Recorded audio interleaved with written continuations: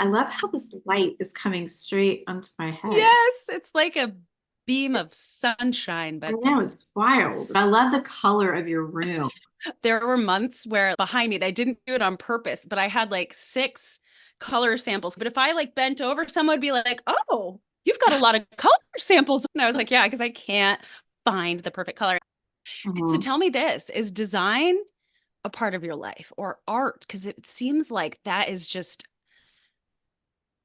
who you are in a way. I love this question. I love this thought you have of me. I do. I honestly, I love, love, love design and I love fashion. And I didn't remember that until I lost my sight 4 years ago. And so What? now I'm like, oh, now it's even more important for me to be surrounded by the things that I absolutely love. So I don't know. Oh, I love that. So you're finding your ways of Yeah. incorporating it. What do you think it was about losing your sight that made that come Oh back to you? man. I think that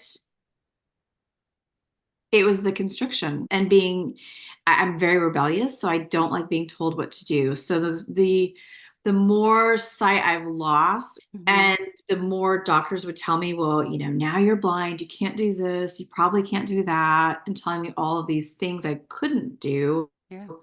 it made me look at my life and say, wait a minute, there are many areas in my life that I can choose to do the things I want to do that feel really good. And That's so, pretty powerful, I think, for a lot of people. And there's not a wrong or a right response, but that's definitely the kind of response that takes you in one direction. And I think a lot of people can get there, but I can imagine it'd actually be interesting. Do you feel like you've met a lot of people who had similar responses?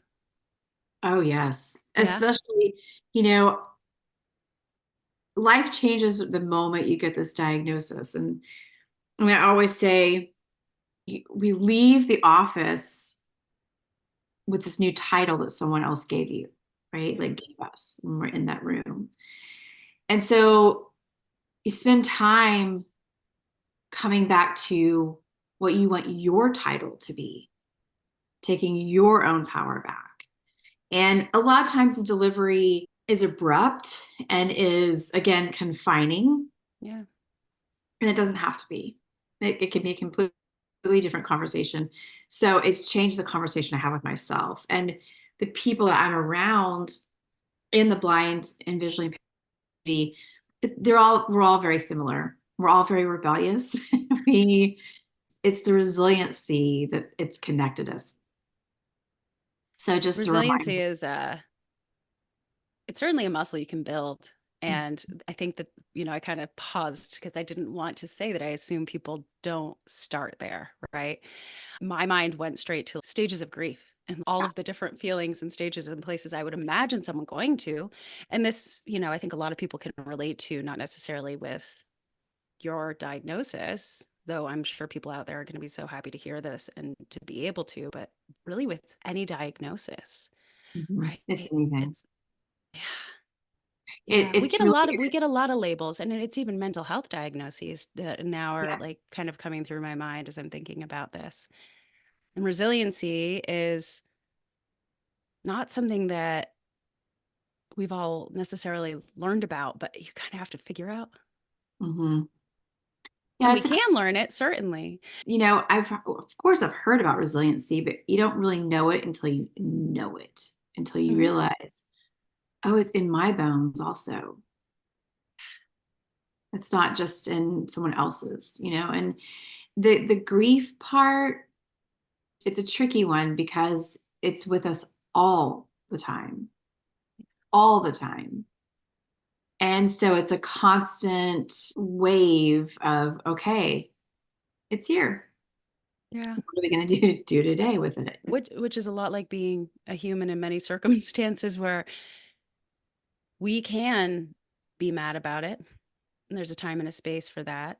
And there'll be a lot of things in our life that we can't control, but that choosing when to be in that feeling and when it's not serving us and what we do despite it. And it's all on our own time. It's all in our own time. There is no right way to do it. It's not linear the way we want it to be. It is all in our own divine timing because we're going to do it every day. It's not just, okay, I got the diagnosis and now I'm, my life, I was basically told my life is over. And then you go home and you're under the covers for a really long time, or at least I was. And I still go back there often. I'm so grateful that I have all the tools that I have that I studied prior to being diagnosed because that's what's saving me. This is when all my practices really shine and that come out and save my mental power, my spirit, all that all goes together. I'd love to know how you saw that come together. And I think it might be helpful for people to know any part of your story that you want to share. Yeah. So at 13, I was diagnosed with something that's called retinitis pigmentosa. It is a rare eye condition. It's a degenerative eye disease. It runs in my family. And the way that it works is it opens up, that's the way I say it, but it opens up tunnel vision. So I Oh, I love it. lose peripheral vision and I have central vision. So it's tunnel vision. Okay. But growing up, it wasn't, it was again that my rebellious spirit. I just like this is never going to happen. At 13, they told me I would be blind by my 30s. And might as well go learn Braille and might as well figure this out. We didn't do any of that because I had so Okay. much vision. I had Yeah. so much vision. I had not severe night blindness, Hmm. but I have had it. I had had it for so long. I just adapted, as we all do. Yeah. Think about our ability in any situation, and I mean, we're Well, pretty it's like that incredible creatures. relativity, right? It's like if this is what my norm is, it becomes what is normal, right? And Yeah, I think so we can adjust to it. It's interesting what you were saying about, sure, it could happen. There's actually a part of our brain that does this. 9 out of 10 people will have this happen, and we're like, I'm the one, I won't. So that's really common. And you know that it actually goes dark when people are depressed. yeah. So it's really interesting. So when we're depressed, we stop believing that we will be the one who it won't happen to, and we start believing that it will happen. And so I just think that's so interesting to know. And so this isn't going to happen. So you have a diagnosis, but a diagnosis doesn't necessarily even mean that it's going to happen, is what you're saying. Not in my mind. So I Okay. went home and my parents were incredibly distraught. And I was too. I was more tired from the testing. The testing itself physically was grueling and really painful and incredibly hard. They attach these hard contact lenses to your eyes and shine bright lights on in your eyes to create. They need to read the way that your retina is reading the light. But so exhausted from that, I don't think I had enough space and capacity to really feel. So when I was at home for the next 3 weeks, I just said to myself, okay, all right, let's say this actually does happen. I have to know that I'm gonna be okay. And this really was I mean, this was my spirit coming in to tell me, okay, try this because you have to know right now you're gonna be okay. This is incredible, just thinking about 13, by the way. Like, what were you doing at age 13? What was your mind like? We forget. Adults look back on their younger selves as if they knew everything we know now. It's really hard for us to accurately recall our 13-year-old selves. My 13-year-old self was doing what they did in the movies and practicing tying sheets together to climb out my window just in case when I was older I wanted to. Like, and just going back in my house. Like, that's what I was doing at 13. At 13, your mind is going, we need to figure out how to be okay if we lose our sight. About if the delivery had been, because what I know now as a legally blind person is it's a spectrum, as such as life. But the spectrum is there's only 11% of the blind population that sees nothing. Let that But sink in. the 89% of us see something. My father also is legally blind. Yeah, and so he sees something, whether it's shapes or colors or Mhm. half of the, because I at this point I see half of the room. But when I'm looking at something or someone's face, I see their face, I see their hair, I might see their shirt, but I don't see much around them. Okay. I do not see anything below their collarbones and down. It's as if I'm looking through a donut hole. I have 13% left. And because I have friends who have 5% and they're looking through a straw. So coming back to 13. So I spent the next 3 weeks. The first night, I rearranged my room, rearranged all the furniture, and I put it in the center and I just put it in weird and odd places. And I thought, okay, so I'll get up and I'll train myself to figure out how to get to the bathroom and back without hurting in pitch black. I was like, okay. So the first week was okay. I had my hands out, I felt my way through, and I went slowly and I breathed the whole time. And then the second week, I said, okay, switch things up again. And then I noticed something. I noticed that I could actually hear my furniture. So everything has a vibration to it. At this point, you haven't actually lost the extent of vision that you have now. So you're almost creating the scenario by it being dark at night. And that's why you did this at night. And Mhm. so you did this enough, and then you started to notice hearing the furniture. And so hearing the furniture, for those of us who have never considered this, what's it like? It's incredible. And it's my zone of safety is moving past my sense of sight and into feeling. So I would start because I realized, oh my gosh, wait, I can hear my desk sounds different than my dresser drawer. And when you look at it scientifically, yes, the vibration is going to be different in for each piece of furniture. It's fascinating. It's I'm thinking, I fascinating. thought you would describe it almost like echolocation. The vibration, but it's similar to echolocation. Okay. It's very, very similar because I would hear each piece and then I would keep every night I would change the furniture around. I would rearrange, Oh redesign. my gosh, this is incredible. And this is in the middle of the night. This is in the middle of the night. It had to be, it had my room had to be incredible. I mean, it was pitch black. I made sure it was pitch black. And then the last week I would move into feeling it, not even hearing it. And as you're doing this, the perspective obviously is different back then. But you can look back on that 13-year-old now. I Like, definitely had many moments where I was like, holy shit, I can do this. And so there was a part of me that knew, okay, I can do it. I can do it. So it really and truly, my 13-year-old self who was diagnosed with going blind opened up a portal for me and my gifts.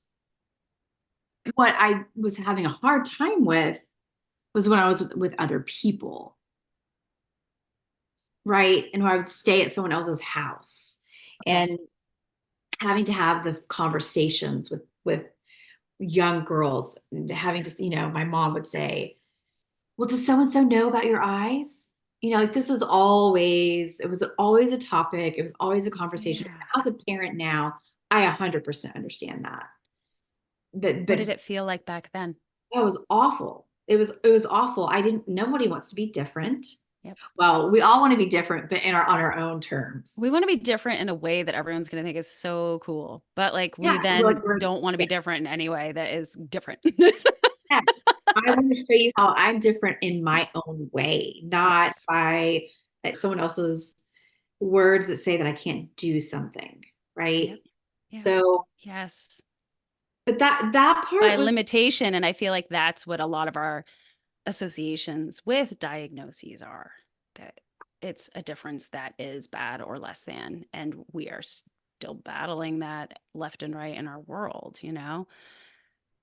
It's hard. I can imagine as a 13-year-old growing up, not knowing anyone else. Actually, did you? Did you know anyone else with this So condition? I did, it runs in my family. My introduction to the blind world was my great aunt. And everyone said she was completely blind. But now knowing it's a spectrum, Yeah. I feel like that's entirely true. So she definitely had some sight left, but her home, she lived alone, cooked by herself. Love it. Whenever she opened the door, she was immaculately dressed, beautiful clothes, and she would always have these cookies that she had just made for us. Yep. And her home was stunning. It was it was beautiful. Mm-hmm. And she definitely was a spitfire, and I think that came down the line. So that apple didn't fall far from the tree Yeah, either. The genetics are strong. yes, yes, definitely.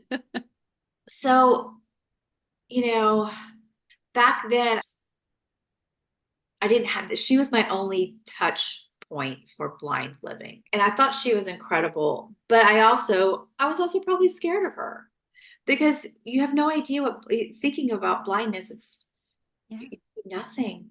Oh my gosh, you live in the dark. You see nothing. Even just hearing the way you're saying it, like she had cookies. She was immaculately dressed. It's like that was what that 13-year-old was like. How? Yeah. How does your house look like this? How is it impressive? How do you have and express and do these things that are that there was an assumption, it sounds like, that like if you can't see, then it wouldn't look like this, right? Absolutely. She normalized blindness, right? That's her every day. And that's something that I'm spearheading that for myself and for my own community. That's why I share on social media as much as I do, because I want anyone who's going to the doctor today in the next 30 minutes, hour, tonight that gets diagnosed, I want them to see me and I want them to see everyone like us and realize, oh, wait a minute. Life isn't over. Love it. It's definitely hard. It's definitely tricky and hard and incredibly depressing at times and Yeah. lonely. And also, we keep going. Yeah. I think about this with my father, but you're making me think about certain things like not being able to drive actually has changed his sense of safety.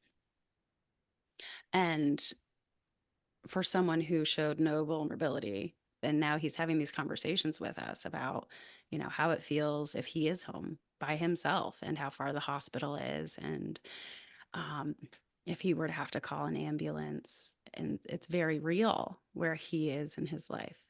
And I will tell you that the man takes chainsaws into the woods on a four-wheeler and cuts trees and turns wood. Now, if you've never seen anyone turn wood, do you know what the Yeah. process is like? Oh, yeah. You put a slab of wood on this huge metal, very strong, very powerful machine, and it spins it at this crazy rapid pace while you are holding a very sharp chisel. No big deal. At any point, you could hit a knot in the wood and the chisel will fly at you. It's like Oh my he has gosh. not slowed down. He is doing things that make no sense when you consider for him, he has macular degeneration. And so there are times when the weather is just so, and he can see things and it doesn't even make sense to me. Yep. And then other days, he doesn't see much and he can't make out our faces. And so he might think I'm my sister. He stays busy though. I He know. just moved on It's to the next thing. of course, of course. But the not driving has been the absolute most difficult thing I've experienced as far as independence.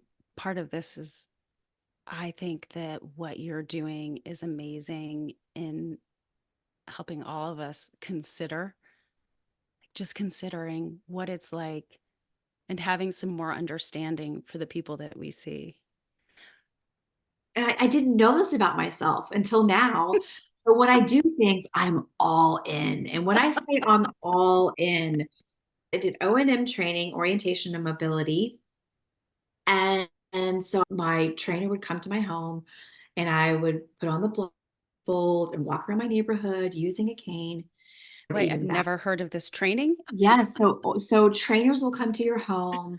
There are foundations, incredible foundations I would love to talk about. There's two, Please. your dogs and then got dogs for the blind. They're free for anyone who is wanting to learn O&M, orientation and mobility training. We'll So put that in the show notes for sure. yes, yes, yes, yes. I went through someone here in Houston, but I was outside blindfolded, crying, didn't want my neighbors to see me, all of the pieces. And I'd walk around the neighborhood, just learning all there is. Learn that the cane is now an extension of my body. Her name is Sugar. I've named her Sugar because I realize we're going to be together all the time. If I'm going to new Yeah. places, she's always with me because similar to your dad's vision, light is incredibly important to Okay. me. And it is a huge factor in what I see and what I don't see. It's because the way the glare off of the light will hit my retina. So my retina doesn't always read everything because I've lost rods and cones, which is what reads the light and that detects light in the back of the eye. And I did learn this at some point in school. And as you're saying, I'm like, wow, I lose so much. I know. I know. So when I go into a grocery store or anywhere Okay. that has fluorescent lighting, my vision immediately goes down to probably 5%. So it's like that effect of deer in headlights that we experience if too much light is in our eyes. Yes, Okay. it's just like that. And so I always will have on a hat. So the hat takes care of the glare for the most part. Okay. And I just move incredibly slow when I'm in places to shop and crowded places. So back to the O&M training. I did that for a while and then I kind of got used to using it around my neighborhood. And then I was doing some work professionally as a coach and I wanted to do more speaking. So I reached out to a trainer and I registered for a course out in Santa Fe.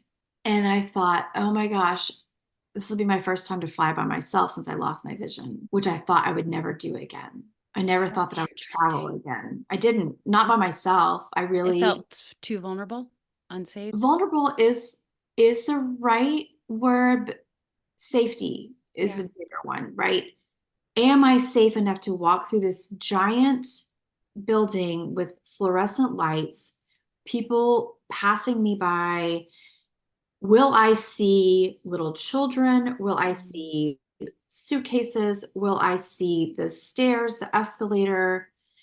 And now here comes the other part of, well, if I'm having a bad day or a hard eye day, I can just request a wheelchair. Right. You don't want to do it. Is that why? I don't want to do that. You don't want to do it. And then there are days when I do want to do it. And so for anybody who's feeling all of the things, Yeah. it's all normal. Sometimes I will go to the airport and if I'm having a really hard day, I absolutely will advocate for myself and say, I need assistance. Yes, please help me. And Oh, I love this. sometimes I will take a wheelchair and it drives me crazy. But yes, but that's the thing. It's like surrender. And surrender is something I hated that word for so long. I felt like it was telling me to like quit something and give up part of myself. It felt like it was challenging who I am. It is. And the thing is about that word surrender is we always anticipate it's going to come at a time when we're ready. And it will make you buckle in the knees. Yeah. You're not ready. Mhm. And then you take a breath and you say, okay. And you sit in the wheelchair and you are so incredibly grateful for the ride. And then you hopefully maybe tell a joke or something to the person that's pushing you, or you see something along the way to your gate that you wouldn't have seen if you were trying so desperately hard to get to the airport. So, coming back to my very first airport experience, because I was still pushing back. I definitely did not request a wheelchair. I definitely did not tell the airline that I was disabled, that I was legally blind, because I had it. Yeah. And I got there and I was on my way to the gate. And I mean, my breath work. You talk about divine timing, having breath work as my main practice. And, you said something earlier that made me think of this, that, what we haven't practiced regularly, we cannot access, unfortunately, in a moment when we really need something. So, with all of my years of training, I could know a lot of stuff, but if I haven't been practicing it and something really hard and life altering changes for me, I'm not going to be able to access that to ride those waves unless I've been practicing it before the stressful thing happens. So you have training, maybe experience. What was it like actually starting to have to use those skills that, we can take for granted? It's such a good point. It's such a good point. Well, I had to have bilateral cataract surgery 3 summers ago, and I knew I needed something. I was setting myself up for recovery and I wanted meditation, but I realized I didn't want anyone else's voice. I wanted to hear my voice. And so I started recording my own meditations for myself. And Brilliant. I put the breath work in there and I put the things in there that I was using. I mean, don't you remember? I remember having so many of my teachers during COVID, during the shutdown, they would always say this: Yeah. this is the time to bring your practice. You've been practicing for this time. This is why you've been doing this all these years. So if there is a practice that you know and that you love, but you don't quote unquote have the time to do it, Oh, yeah. open your heart and lean all the way into it, because it's there to help you, heal you, hold you, Hmm. offer you home. Whenever the day comes or the moment comes, and it can be anything. And those We moments do come. And I think we can all all look the back on time. They last come week all, and that's what last I'm saying. month and find a moment where we were like, I don't know what to do. In Yeah, which case we will do something that is soothing in the moment, but not necessarily functional in the long term. We will not cope. sustainable. It's not We're going to sustainable. cope no matter what. But how nice does it feel when you're coping in a way that helps in the long term, not just the short term? It's so nice. Yeah, no, I breath work has sit, God, it has just, it's opened my heart in ways that I didn't even think was possible. It's helped me Well, move through rage that I didn't know I had. And it's literally been life-giving for me. It really has. That is what got me through that airport, is breathing through the whole thing. Because the amount of men going so quickly and ran over sugar. So sugar is now an extension of my arm. yeah. The vibrations I pick up from her, she's telling me if we're on smooth surface, curb, if there's pebbles, if there's a small child, if there's a display, if there's a suitcase. They were going so fast that they ran over my cane and kept going. It made me so sad. It made me so sad, because it's not just an airport. We're all moving so fast that we don't even recognize. And of course, it made me incredibly angry. And I have just enough vision to where I probably could have, walked faster and tripped them or something with my cane. Don't think I I have like that this has gone through your mind since. I have lots of ideas here. I have lots of backup plans. So I finally made my way to Santa Fe, and you talk about vulnerability. I was vulnerable 24/7 on that trip. And I remember getting to the door where we were going to have our training. I remember just before I opened it, just thinking, okay, more than likely you're going to be the only one with a white cane. More than likely people are going to stare. It's okay. It's okay. You got this. And I opened the door and there were 3 steps right in front of me. I was like, shit, I didn't think about this. So I had to make my way down the steps with sugar. And the lighting was off that day. And I just thought, I mean, don't make the entrance where I'm just falling into the Yeah. room. Any serious that could happen. Please let me get to my chair. Just let me get to my chair and then we're good. And I did. I did. So I remember the steps. There were 3 steps down and 18 steps from the last step to my chair. Because this is something that we do is we count steps. Safety. So on a lunch break, some of the women and I went to go walk down the street and it's Santa Fe. The streets are busy. Okay, I remember that because I was so angry because I have enough vision that I can still see you. I Hmm. can see, but I can't see. Sometimes it's complicated, but the older gentleman just wouldn't stop staring. And I looked one of them straight in the eye and just winked at him and then kept going. And he's like, oh my God. Hey, I, I swear that blind woman just winked. Is that possible? Well, no shit, it's possible. I still can wink. I mean, I still can blink my eyes, you Well, know? listen, is there significance to the white cane being white? Is, Yeah, and you'll notice there's always a red piece of tape at somewhere yeah. on the cane, right? Yeah. So depending upon where the red tape is, it's to let the public know if you have no vision, if you have little vision, right? It Wow. differentiates the different levels of vision that you still have. Wow. So the But cane is actually the spectrum. yes, the cane is Wow. the spectrum, but at the same time, Probably pretty inaccurately because day to day, your vision and it room to changes all the room time. and business to business, it Yes. changes. And it's very rebellious to not use a cane that's white. And I have a number of custom colored cane. When I saw someone with a colored cane, I think that's when I got so excited about connecting to my style again, right? Because you think, oh, well, now I'm just out in public with this cane and oh, now it's the conversation of disability. It's, you get diagnosed and you have to really work your way through that. And Yep. then you go back and then you have another conversation of the new title of being disabled. Hmm.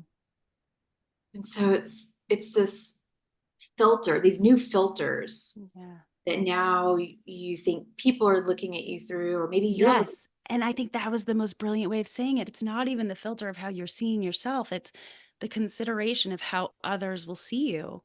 And it's like full circle to that story you were telling of kind of the assumptions that you didn't realize you had of your great aunt when you're like, her house is looking good, you know? She's Hmm. blind. She looks good. It's Yes. like this assumption that to be blind, to be disabled, can't be aligned with this, that these two things oppose. It's Yeah. so, and so you're breaking out of maybe it wasn't a mold you were ever in, but maybe it's a mold we imagine having with disability culturally. Oh, I absolutely. And, a statistic that really opened my eyes, pun intended, that the disability community is Yeah. the largest minority community that every single one of us will be a part of. Let's let that sink in.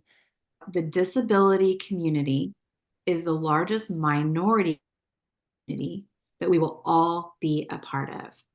At some point in our lives, we will maybe need crutches, maybe need a wheelchair, or might need assistance in some way due to our health. Hmm. And yet we look at those with disabilities in these kind of culturally assumed belief systems like it's different. Yep. Yet it could be all of us. It's going to be all of us. Yes. All of us. I told a friend of mine that, and she said, well, I just don't understand that. And I said, I understand. I want you to sit with it for a little while, and that's fine. It's fine. Because, you know, it's just like when someone says, I'm fine. I'm not overworked.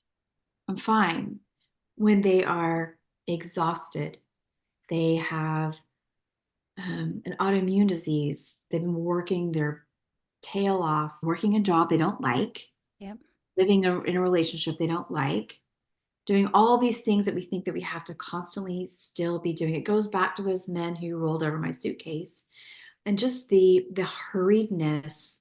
It's not just outside of ourselves and in our society, it's in our nervous system. Yeah. This hurriedness. And we're all tired, but no one wants to say they're tired because they think something's wrong with it. And then no one wants to Right. say they're sick or disabled because they think something's wrong with it. And everyone says they're fine because they don't want to Everyone's acknowledge fine. the difficult feelings, the difficult thoughts. And what it all kind of goes back to is this idea, and there's probably a lot of words for it, but what comes to my mind is weakness, right? Yeah, I'm not supposed to be weak, and to be weak is to be vulnerable. And yet, none of these things are necessarily weaknesses. They could be vulnerabilities. Vulnerability is not necessarily bad. it's real life. It's Yeah. real life. It's not an Instagram reel. This is Yeah. real life. So the disability part is, yeah, that's been an interesting one too, to kind of to play with. It's again, it's someone else's filter for yourself. Yeah. I think this has been a deep dive into my own ability to break through codependency. Oh, interesting. I thought you were going to say like your own biases. You Yeah, well, it realize, is. And it's the yeah, same thing as my biases because I have to let go of what I think that person's thinking of me, right? the Like, reliance. what do I think of me Yeah. now that I have a cane? I use a cane. But then again, I do a lot of help at my family's cattle ranch. And I don't always need a cane out there when I'm working cattle or doing whatever we're doing. And so now I have to have that conversation with people. Well, I need it sometimes, but not all the time. And Hmm. then in my mind, I have moments of, well, now they think I'm faking it. Well, I'm not faking it. Uh, It's First, so, I have to say, isn't it interesting that cattle are more predictable than humans in an airport? yes. Yeah. There's a lot to that. We could go on and on. You know, and just again, the way that you're opening this up with that word codependency, but it's so true. It's like, I am only as good as, or I will only allow myself to feel as good as how I believe others value me, how I believe others appraise me. Yeah. And we have so many cultural biases, and there's so much discrimination around disability. And it's like you're unwinding your own as you're in it, and everyone else stays comfortable over Yeah. here, hoping, pretending, or believing that it will never be them. Yeah. And But when that friend of yours is probably like, wait a second, you're telling me, you know, I don't want to think about it happening to me. And I could say, I think that there's a lot of reasons because, we don't want to have pain or limitation. But for a lot of us, we don't want to have that discrimination, and we don't want to be seen differently, even though we are no longer in middle school or in high school looking to be the same, to stand out in the right ways. As adults, it's not that much different. no, because all those inner girls are with us. Yes, they are. That 13-year-old self is saying, oh, I don't want to bring that cane. I don't want to bring that out and look weird and Hmm. have people stare at me. I think the statistic is 7% of the blind population actually uses a white cane. Whoa. Yeah, because no one wants to walk out and be seen with a cane. But I say, don't you want to find the bathroom at the restaurant by yourself? I think like that makes me just think of myself as a teenager and my kids. It's like, Yeah, hey, it's not even 40 degrees. Put a jacket on. And it's like, no. And then I get to school and see none of the kids are right. wearing jackets. So, oh, so my kid's not going to wear a jacket. It's so deeply ingrained in us. It's wild. We had a social for the nonprofit one time, and there was a gentleman that came and he had a driver with him that helped him get to the table and introduce himself. And I noticed he had a white cane with him that was folded up under his arm. And about an hour into the event, I said, "Well, do you let me help you with your cane?" And he said, "Oh no, I don't use this thing. I just have it just to let people know." And I said, "Well, okay, wait a minute. I actually have questions. Hang on." Good. I was like, "Tell tell me more. I want to know more about that. Why do you carry it?" "Well, so people know that I can't see that well." Right. And what happens if you open it up and use it? "Oh, no, I don't even know how to use it." I said, "Wait, how long have you had this?" "Oh, I've had it for like 10 years." I said, "Oh my, I can't remember his name now, and I'm sad about that because I loved him. I thought he was so great." He said, "No, I just get around, I just get around." It's that generation that they would rather not leave their home than be seen using a cane. When I have those days all the time, but then I say to myself, I'm either going to sit here in my fear or my freedom is on the other side of my fear. We could be having a conversation about women and body image right now. Absolutely. Absolutely. I Yeah. would like to be on every panel possible for that. Just to roll up, literally rolling my cane. It's just that it's so universal. Yeah. And I shouldn't even say just women. It is People. profound for women. The numbers are different for women, but it is people. Mhm. And staying home, not going to the thing, not trying the new thing. Oh, yeah. And a part of my push to use the cane was, I have a 15-year-old son, and I don't want him to have to take care of me. Like, of course, absolutely. I say, "How many steps into the restaurant? Help me get to the restroom sometimes, Good. if I need help." 100%. What I'm talking about is I don't want him to have to stop his entire life to take care of mine. Mhm. And because that gentleman, I don't want that. And I'm not judging him. 100% No, understand, but I don't want that for me. his life No, is limited without it. that is a huge population of people who are either staying at home or when they go out, they have a human guide, a child, a partner, someone that's helping them. My husband helps me all the time, and I am so incredibly grateful. But I want to do it myself in rooms, in businesses, in places I can do it myself. I sure as fuck want to do it. I'm sorry. I hope Yeah. I can say that. No, you can. Yeah, I want that for me, and I want that for I everybody. do too. Yeah. Everybody. It's really like sinking in. Like, it's really interesting what we don't think about when it doesn't affect us.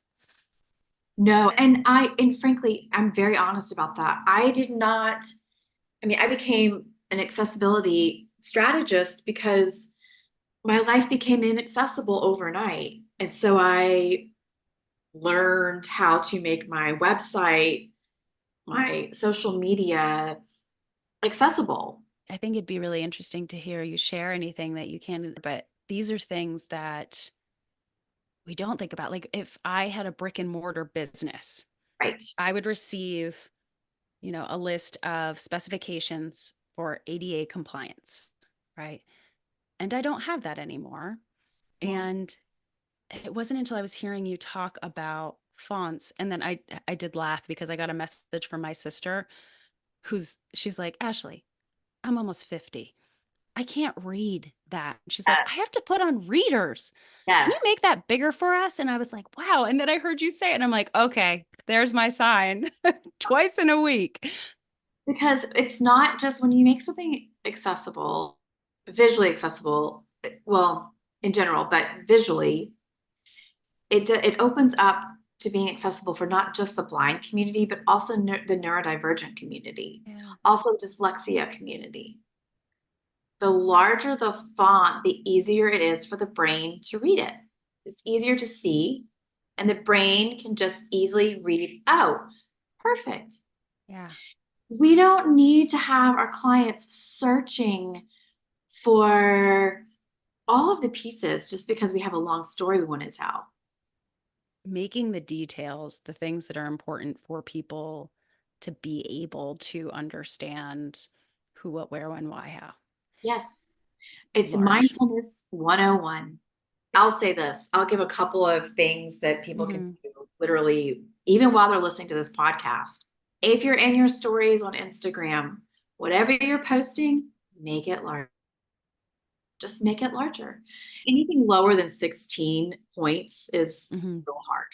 Oh, but you know what? That's actually not asking a lot. I think that's I know. helpful.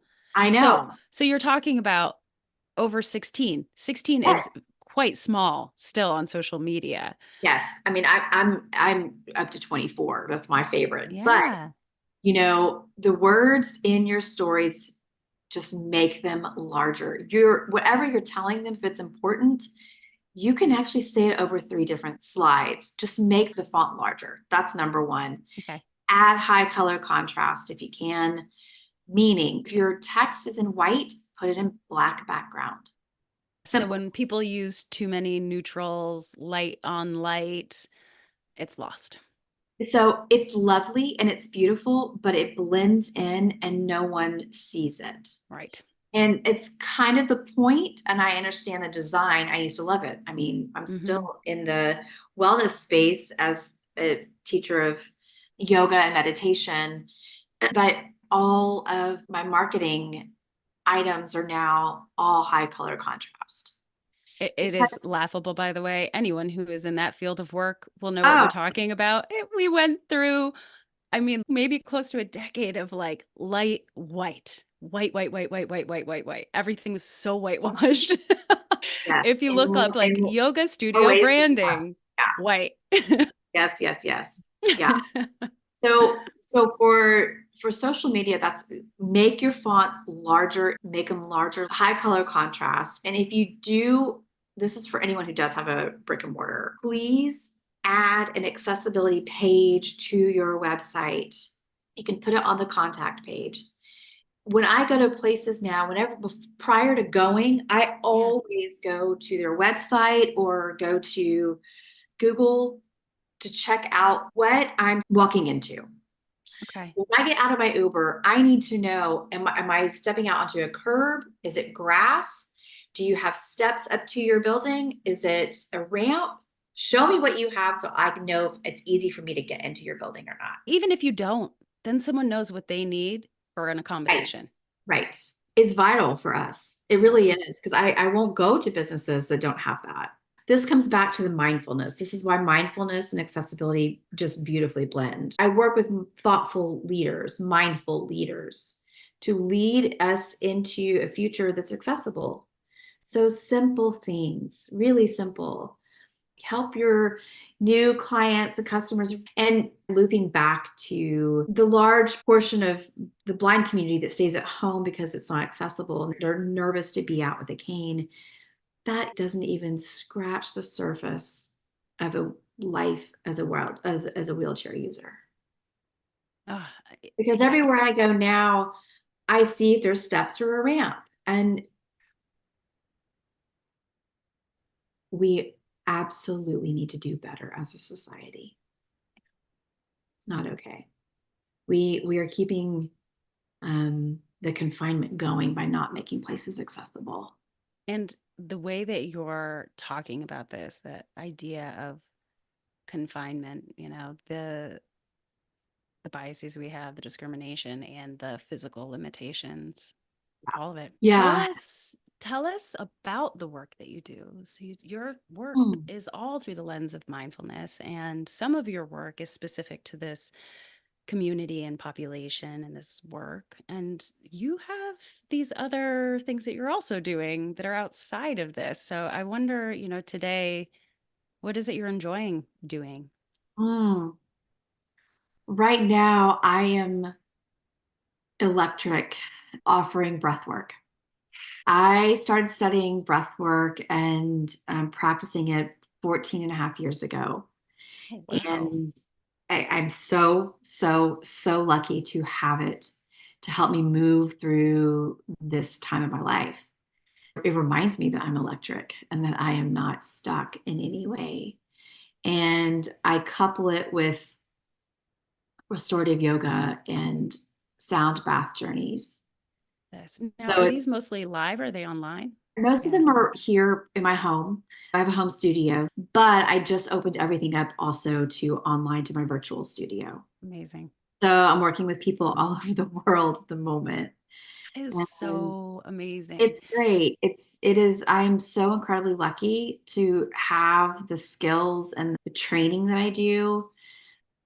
We all need a place, we all need practices to remember that we are completely whole where we are. And on the days we feel completely scattered, you know. Hmm. Yeah, So you said leading, that there are days where you still want to pull the blanket over your head, and and that's okay. And we'll have those days. it is that's an honest day. That is an honest day. So I teach classes and I also work privately with people and I teach accessibility workshops. I help businesses make their spaces and places accessible for the blind community. I combined it with mindfulness because I know that I learn the best when I am in a relaxed state. Mhm. And sometimes talking about making your space accessible is stressful, and I get Mhm. that. But I am offering Yeah. what I didn't know prior to becoming blind. Now that I know it, I'm just, you guys, y'all have to know this because there are like 5 things you could do in the next 20 minutes to make your website and even your space accessible. You don't have to knock down walls right this moment, but just having a new conversation, let your website just be accessible. Let your social media page be.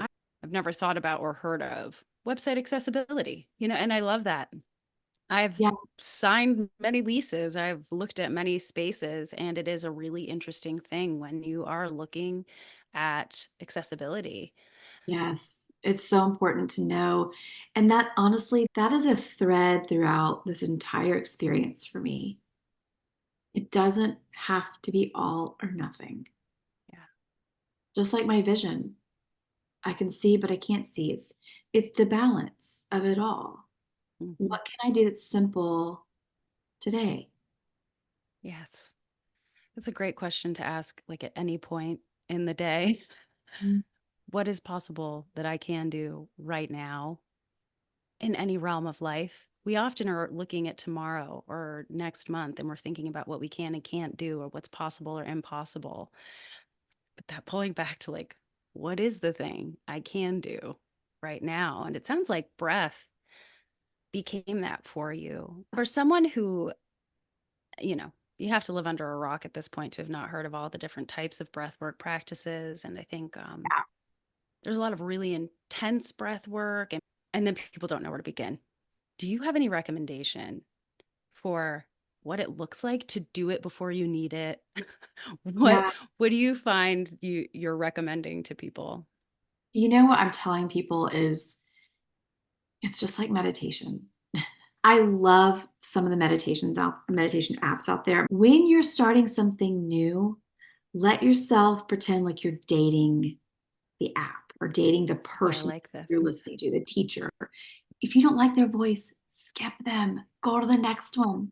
Yeah, This does not good. mean you are not a good meditator. This just Mm-hmm. means that that's not the right fit. So Mm-hmm. keep going. I And love it. you literally, you can go and put in breath work Yeah. and just try couple people out. Some of them are going to be aggressive and they're not the right one. Some of them are going to be too soft, and that might not be the right one. Mm-hmm. What I love about leading breath work is that it reminds the person they are the best healer for themselves. They actually know what kind of breath they need that day. Because you'll know if you do something, if you do an aggressive style and then Mm-hmm. you realize you're kind of jacked up and you're too Yeah. high or too hyper, that's not what your heart was asking. And Mm-hmm. then, so what is your heart asking? Yeah. Check in and really become your own guru, your own healer. We're the ones we've been looking for. And I'll say that it doesn't take long to get from trying a few to that place where you're like, I know this isn't what I want. This Yes. isn't what I like. All it takes is trying a few. you'll find what Yep. you enjoy, much like anything, really. I mean, I'm sure everyone's tried a few yoga classes or gotten into some form of exercise or tried new foods. Like, you know what you Yeah. like. And it doesn't take long to go from there to what MK was saying. And I knew I needed it to be my voice. I needed to be saying these things to myself, right? And there's so many great resources out there. I actually just started recording for Insight Timer, and I actually recommend that you do that It's been as on my well. list for years. Let's talk. Well, I need to there's talk. your sign. And so I'm really excited to be offering it. But what I'm doing is I'm trying to create things for people who are like, I can't meditate. I don't want to. I don't want to sit here, and accessible yoga and breath and Yes. based on different moods. So if you're like, I am jacked up, I don't know what the breath I need is to come down. So I'm trying to create things that speak the language of, people coming in who are like, I don't know anything about this. So I don't know the name of a breath, right? I'll help you get Oh, yourself. I need that assistance. That I will leave everyone with a couple of things is right. number one, if you don't own a weighted blanket by now is your opportunity to purchase one. If you don't want to buy one, go and grab two towels out of the bathroom cupboard, lay down, place one over your belly, and then one on top of the body if you want, wherever, and then another blanket, get as many blankets as you want. Place one hand on the belly and one hand on the chest. Relax your elbows, and then just start to breathe. We're already doing it, it's already happening. All you have to do is keep coming back to it. Just you can literally say to the words to yourself, I am breathing in and I am breathing out. And that sounds so simple. It does, but It after is even so having gone hard. through, I think it was, I was going into my second yoga teacher training, and my teacher realized how much I hold my breath. And I didn't know I was holding my breath. And I had already gone through a yoga teacher I training know. and breath work. And I still tell myself to breathe a few times throughout the day intentionally, because if I am stressed or if I'm thinking, there's so many reasons we'll hold our breath and notice if it's happening for you. And it is not silly to actually breathe normally. Just thinking about breathing, you actually will breathe a little bit deeper. And where MK was saying, say those words, well, now you've filled your mind with something. So you're less likely to think about your to do list. Yep. That's a great place to start. And I love just using what you have around your house. It's Yeah. great. Yeah. Why not? Mm-hmm. Load up on those blankets, and suddenly it's a weighted blanket. Already have what you need. You already have what you need. It's right there. The weight on the belly is so that it brings the mind down. Oh, It gives the interesting. brain something to physically feel and focus on lower in the body. You want your breath to be lower in the body. You want to Oh, be in that's the great. belly and in the chest. And so you have to physically give the body something, a touchstone. Yeah. Because we're in thinking so Right. much of our day, we don't notice and feel our body. And having that weight helps people go, oh, yeah, my body. Just, oh, yeah. And That's hopefully for most people, that becomes a neutral practice, because there are a lot of people that thinking about being in their body is something that scares them. And so they don't try to do it. But maybe just this breathing. and that's the other point to having the weighted blanket over the stomach Yeah. is again, when you give the body something physical and it now becomes a boundary between you and your outside world.